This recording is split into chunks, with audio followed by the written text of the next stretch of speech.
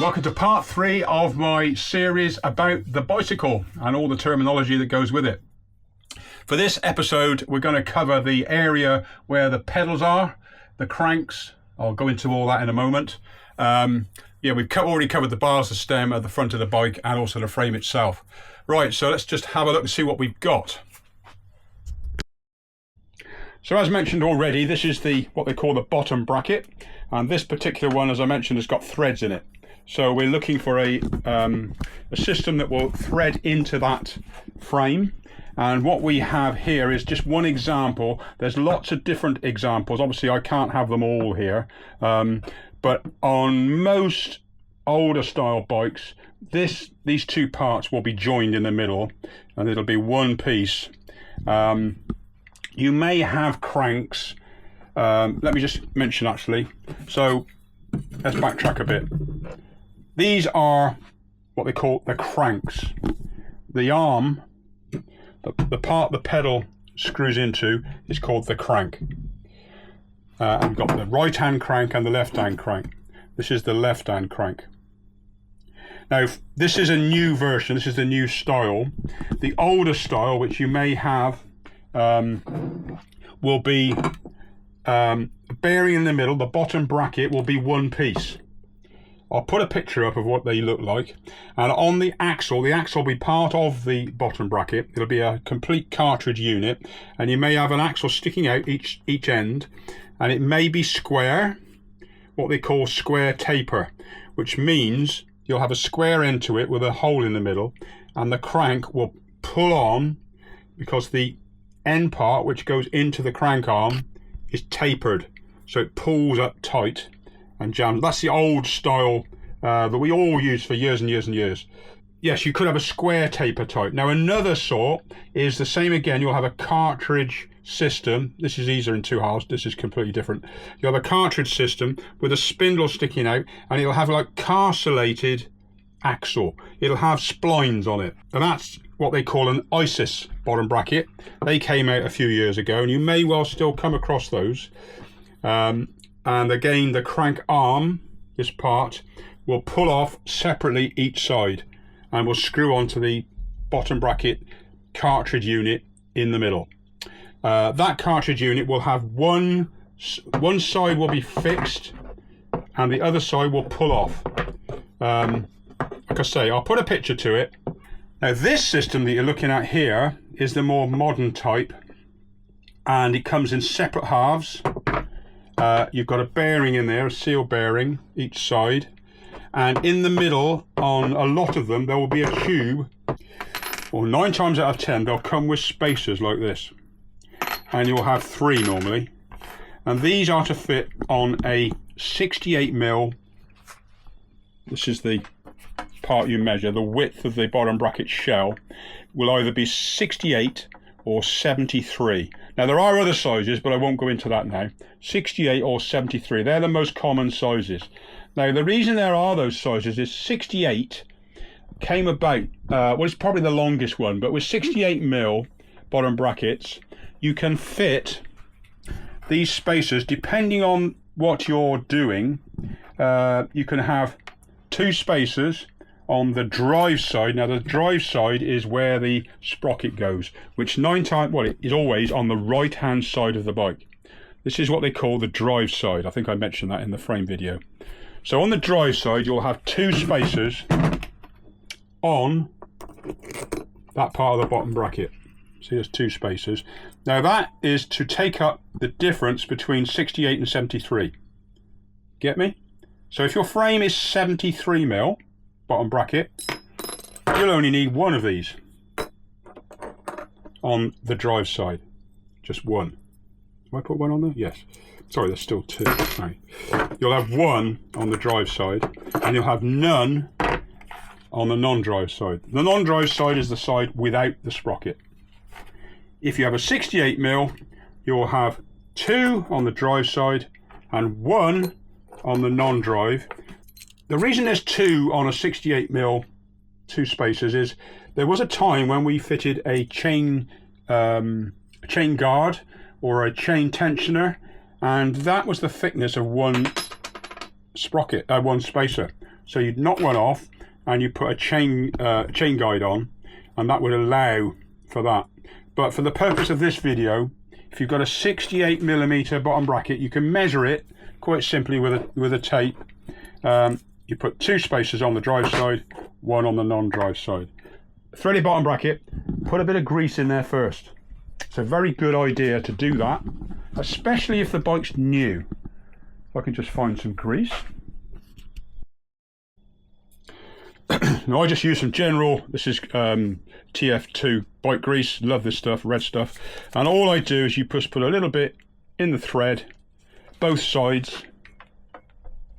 And what this does is it stops, because sometimes you may have a little bit of grit or a little bit of something in those threads, and when you screw in the aluminium cups, which are the bottom bracket, what you don't want to do is you don't want these threads to jam or pick up, I call it. And if they do, and you're putting this in and it suddenly gets stiff, stop, take it back out, put some grease in it just to stop that happening. You do it both sides. I just make sure, and you just rub your finger around just to spread it around the threads, and it just stops it binding up. On there it'll have, see that it says drive side. It'll either have drive side on it, it's even got the direction that you tighten it. There's a mark on there, I'm not sure you can see that actually, but it's not going to focus. But anyway, on the drive side one, it'll have a mark on it saying either left and right, or it'll say drive side and non-drive side. So just screw the other side in. This again will have an arrow on it showing you which way to turn it. So I've put the cranks in now, as you can see. I think I mentioned, so crank set. The crank set is the 2 arms and a bottom bracket. A chain set has a chain ring. You could have 1 chain ring, you could have 2 chain rings, or you could have 3, depending on the bike setup you've got. A lot of older style mountain bikes will have 3 rings. A lot of road bikes will have 2, possibly 3, depending on the style of bike. Some of the newer bikes will have 1. This is what they call one by. The reason they've been able to do this now is because the size of the sprocket, the cassette on the back has got enormous. I'll go into that later, but I haven't got to that section yet. But for the purpose of this point here, this is a one by system, so 1 chain ring with the cranks. This chain ring here is called direct mount, so you've got no bolts. It's held on at the back of the crank with a lock ring, yeah, direct mount chain ring. You can get them, oops a daisy, so they come, this is a direct mount. Now this one isn't round, as you can see, it's oval. Now I'll put a link to another video to explain what oval rings are all about. I prefer them myself. This is my wife's bike, she prefers a round chain ring. I've got ovals on all of my bikes. And like I say, I'll put a link to the video in the description and you'll see why. The other sort is one with chainring bolts. So they've got holes in, you see, and no centre. This bolts to the crank set. I'll show you a picture of a crank set here with 3 rings on it, and you'll see it's got bolt holes or bolts to hold the chain ring on. There's different measurements, different diameters of chain ring bolts. There's a bolt, what they call bolt center. BCD is the measurement you need to match up, and there's lots of them. I mean, I must say, bikes are a nightmare with standards. There used to be lots of straightforward standards. There used to be 104 BCD and 10, well, different ones for road bikes, but it was very, very simple. Now there's hundreds. There's so many different standards. Also, the little notches in the middle of this chain ring only fit Hope cranks in this case, and then you have different ones for different makes. So they all try to be different. But I just wanted, for the sake of this video, as I keep saying, these are direct mount chain rings, oval, bolted chain ring, with chainring bolts, and on a single ring. So if you've got a modernish bike and it's got a single ring, you may hear the term thick and thin chain rings, or what it is each tooth, one's thick, one's thin, one's thick, one's thin, and it's to keep the chain on. It matches the chain, because on a chain you have a thick and a thin chain link. As you can see, I'll show you. So one link is thicker than the other. You go thin, thick, thin, thick. So it matches the chain, holds the chain on better, and also the teeth themselves are longer. What else? What else to do with the bottom bracket? The other thing I suppose to mention is pedals, because these go on your cranks. Pedals come left and right. This is called a flat pedal for the obvious reasons. It's flat, your foot goes on it. They will be marked left and right. You may see on the arm, on the spindle, there's a flat. See that flat section? It'll have an L or an R on it. There is another way to find out if you have a flat pedal. This is what I look for. If you see that pedal, it's not straight up and down. It's got an angle to it. You need to see that? Hang on, I'll just put this down a minute and you'll see. I've actually done a video on this as well. So it slants. You see that slants that way, and that one slants that way. And what I always say to people is, the top of the pedal leans forward. Get me? So even if you turn it up the other way, it's still, the top is further forward than the bottom. So you can work out which pedal goes on which side. So this one, you put that next to it, it's the other way. So this leans that way on the top. So this is obviously one side or the other. And what it is they always lean on the top to the front. So if you've got a pedal in your hand, this one, see which way it's leaning? See the angle? This one should go on this side, because this is the front. This is the front of the bike. So this pedal goes on the left side. And then the other pedal, as you can see, leans forward on the top. You see what I mean? If you don't understand what I'm saying, put a comment, ask me in the description, and I'll just go through it. But it leans forward on the top, and this is this side. So it leans forward. Now you may have the old style commuter pedal, which doesn't have a lean on it, and in that case it will have an L or an R as a reference. Don't cross thread them. Once you've done that, you've ruined your cranks. They'll jam in. We've had so many people bring bikes in where the pedal's fallen out, or it's started to chew the threads up as they've put it in, or they've put it in and somehow managed to get it in there, but it doesn't last there very long. And of course it rips all the threads out, and then you have to buy a new set of cranks. So be careful. Also, when you put a pedal in, put a bit of grease on the thread just to help it stop it catching and binding up. It's always a good idea to put a bit of grease on. And on some pedals these days, because the arm of the crank is made of aluminium, they'll come with little pedal washers, and this goes on.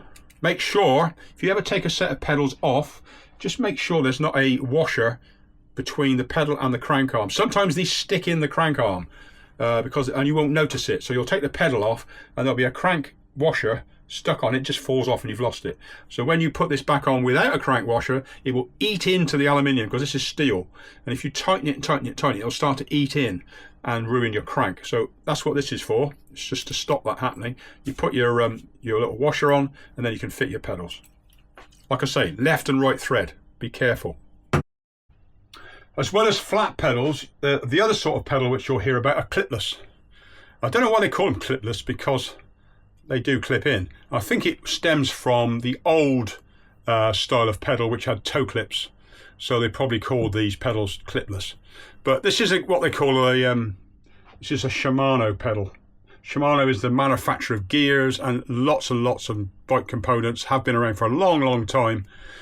These are probably the most popular clipless pedal for a mountain bike. This one's a slightly different design because it's got a flatter surface area. Normally you just have this central bit. This is called an SPD. So it's Shimano's terminology for their clipless pedals. They're called SPDs. So these are left and right again. They've got a spring system. So this is an adjustable tensioner, and this part springs open and your foot clips inside.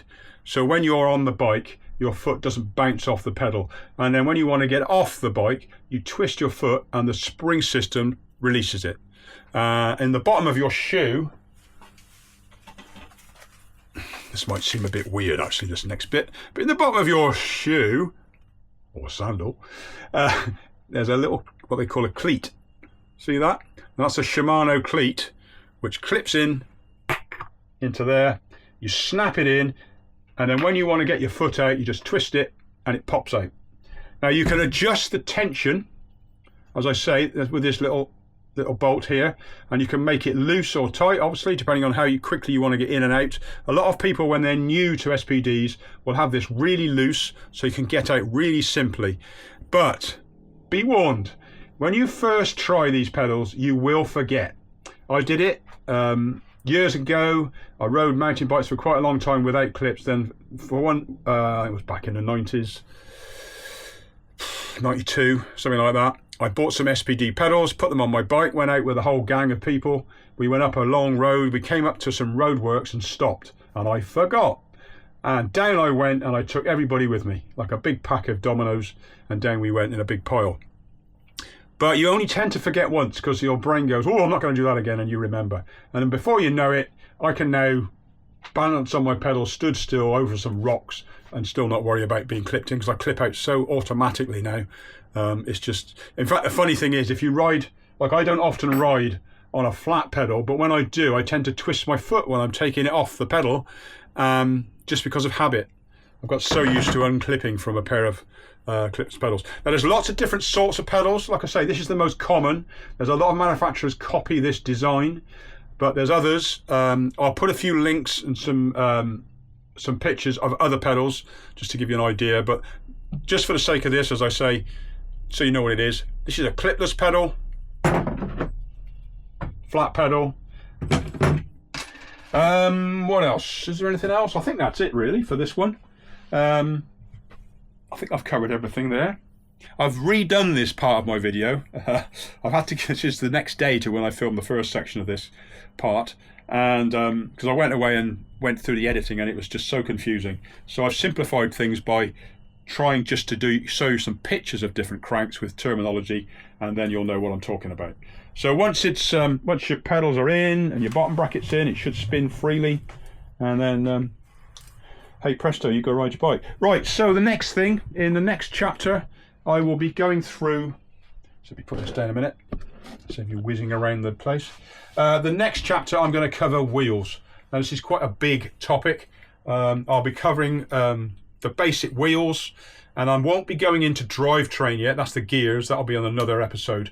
So the next one is wheels. I'll go into all the components of it. I may touch on how to build a wheel, but I don't know yet. That's probably going to be another topic. I have done these sorts of things in the past. If you look on my YouTube channel, you will find lots of topics that I've covered in the past. So I'll just make sure you can see me. Yeah, lots of topics I've covered in the past will already be on there, so it's worth checking down my YouTube channel just to see what you find. Yeah, I've done. Yeah, right. Okay, that's it for now. Thanks for watching. I'll catch you in the next one.